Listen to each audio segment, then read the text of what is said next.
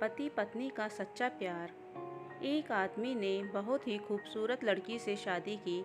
शादी के बाद दोनों की ज़िंदगी बहुत प्यार से गुजर रही थी। वह उसे बहुत चाहता था और उसकी खूबसूरती की तारीफ हमेशा किया करता था। लेकिन कुछ महीनों के बाद लड़की चर्म रोग से ग्रसित हो गई और धीरे धीरे उसकी खूबसूरती जाने लगी।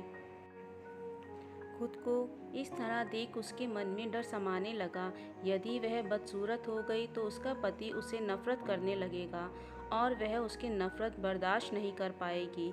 इस बीच एक दिन पति को किसी काम से शहर से बाहर जाना पड़ा। काम खत्म कर जब वह घर वापस लौट रहा था, उसका एक्सीडेंट हो गया।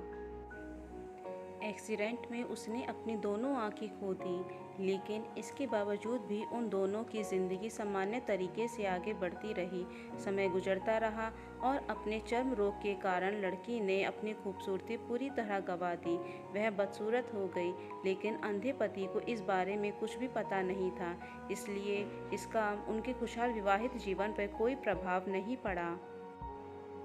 वह उसे उसी तरह प्यार करता रहा। एक दिन उस लड़की की मौत हो गई। पति अब अकेला हो गया था। वह बहुत दुखी था। वह उस शहर को छोड़कर जाना चाहता था।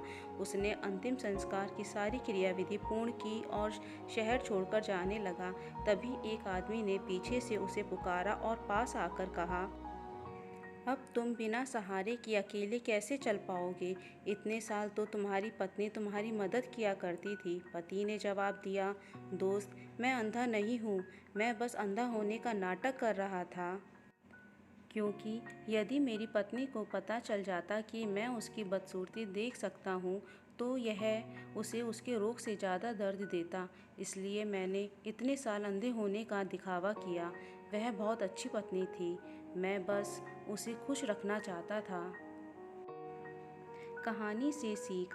खुश रहने के लिए हमें भी एक दूसरे की कमियों के प्रति आंखें बंद कर लेनी चाहिए और उन कमियों को नज़रअंदाज कर देना चाहिए।